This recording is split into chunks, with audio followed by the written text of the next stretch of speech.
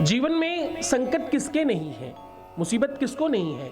तुम्हें रोज रोना पड़ रहा हो, तुम्हें बहुत परेशान होना पड़ रहा हो, तुम्हारी चीजें ठीक नहीं चल रही हो, चाहे तुम्हारा रिश्ता हो, संबंध हो, प्रेम हो, मोहब्बत हो, इश्क हो, तुम्हारा घर हो, परिवार हो, कुटुंब हो, तुम्हारा खानदान हो, तुम्हारा व्यापार हो, पैसा हो, रुपया हो, शिक्षा हो, एजुकेशन हो, नौकरी हो, व्यापार हो, दुकान हो, मकान हो, फैक्ट्री हो, किसी भी जगह पर तुम्हें संकट है।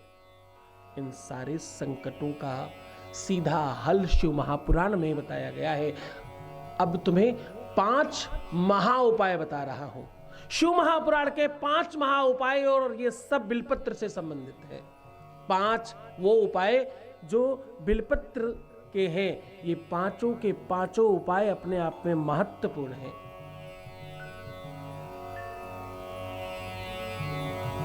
ये 5 तरीके से बिलपत्र चढ़ाने वाले लोगों के जीवन में इस प्रकार के संकट, इस प्रकार की मुसीबतें सर्वदा समाप्त हो जाती हैं।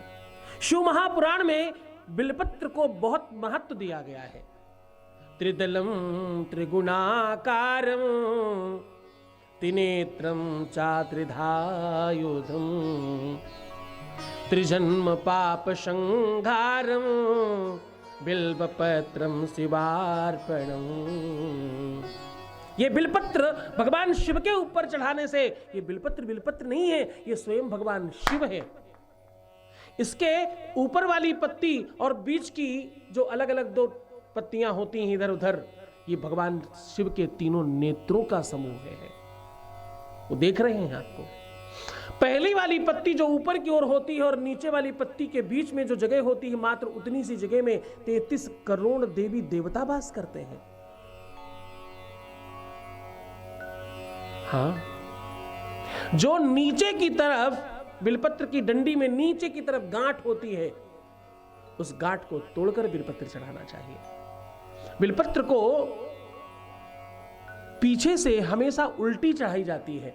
चिकना वाला भाग नीचे और खुरदरा वाला भाग ऊपर रख करके बिलपत्र चढ़ाया जाता है। और बिलपत्र अगर तुम्हें साबुत मिले, एकदम सही, स्वच्छ, बेहतर मिले तो बहुत अच्छा, वरना कटी फटी भी चढ़ाने में कोई दोष नहीं है। बिलपत्र का तो चूरा भी चढ़ता है। बिलपत्र अगर स्वयं तोड़कर अवसर मिले तो बहुत अच्छा, अत्याधिक लाभ मिलता है। अन्यथा माली के हाथ से लेकर के भी चढ़ाने में कोई दोष नहीं है। आपके पुष्प रात्रि में रखे हो तो सुबह कदाचित चढ़ाने योग्य नहीं बचते। बिलपत्र आप 15 दिन बाद भी चढ़ा सकते हैं। बिलपत्र की अद्भुत महिमा है।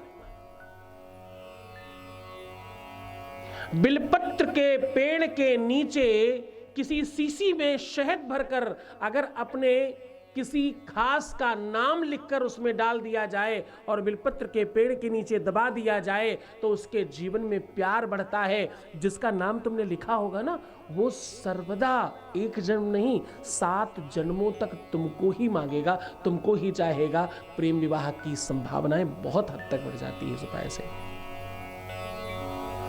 पति पत्नी में अच्छे संबंध नहीं हो, 2 बिलपत्र लीजिए दाहिने और बाएं हाथ में, उस पर शहद लगा करके बाबा के ऊपर चिपका दीजिए और बोलिए, हे गौरीनाथ, मेरा दाम्पतिक जीवन अच्छा कर दीजिए। ओम नमः शिवाय 27 बार बोलकर प्रणाम करके चले आइए, आपका काम हो जाएगा।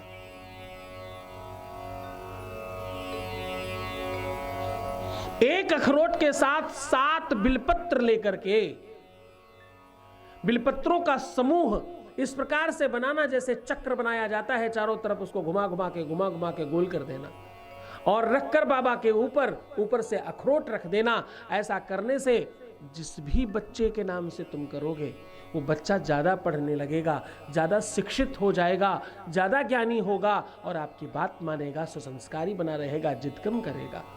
और एक बात बताओ, उसी अखरोट को बाबा से मांगकर प्रसाद रूप में ला करके उसी बच्चे को खिलाने से अगर आप उसे खिलाते हैं तो सच मानिएगा, उसके विवेक में स्फूर्ति आएगी, एकाग्रता बढ़ेगी, उसका बल बढ़ेगा, उसकी ताकत बढ़ेगी। किस तरह से? बौद्धिक, शैक्षिक, है ना, और वो सामाजिक स्तर पर बड़ा नाम करेगा।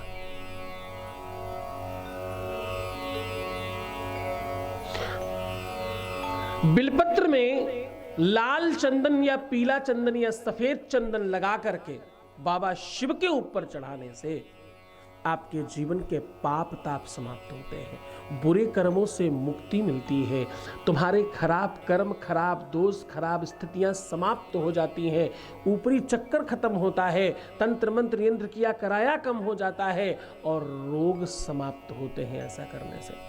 हाँ, केसर या अष्टगंध से बिलपत्र के तीनों पत्तियों पर राम लिखने से, पर राम कैसे लिखना है? राम राम राम नहीं लिखना है, एक पत्ती में लिखना है रा, दूसरे में आ और तीसरे में मां, राम। रा आ की मात्रा और मां, इस प्रकार से अगर आप राम लिखते हैं और कितनी बार? 27 बिलपत्र पर। यकीन मानिए इस बात का, आप जैसे ही एक एक कर करके ओम नमः शिवाय, ओम नमः शिवाय, ओम नमः शिवाय, और 7वीं बार में हर 7वीं बिलपत्र पर राघवाय नमः कहकर अगर ये बिलपत्र चढ़ाते हैं तो रोग हो, शारीरिक, मानसिक या आत्मिक या आर्थिक रोग समाप्त हो जाता है। पैसा चाहिए तो पैसा मिलता है, धन बल चाहिए तो धन बल मिलता है, परिवार में सुख चाहिए तो मिलता है, और व्यापार अच्छा चाहिए तो मिलता है, शिक्षा में उच्च लेवल पर जाना है तो मिलता है, पदोन्नति चाहिए तो मिलती है, नौकरी अच्छी चाहिए तो मिलती है। पूरे मन से, पूरी श्रद्धा से करें। ये अपने आप में ये अपने आप में ब्रह्मास्त्र है, ऐसा समझिए। पूरे मन से अगर आप ये उपाय करते हैं तो आपको कहना पड़ेगा, मेरा हर पल, मेरा हर क्षण शिवमय हो रहा है और सुखमय हो रहा है।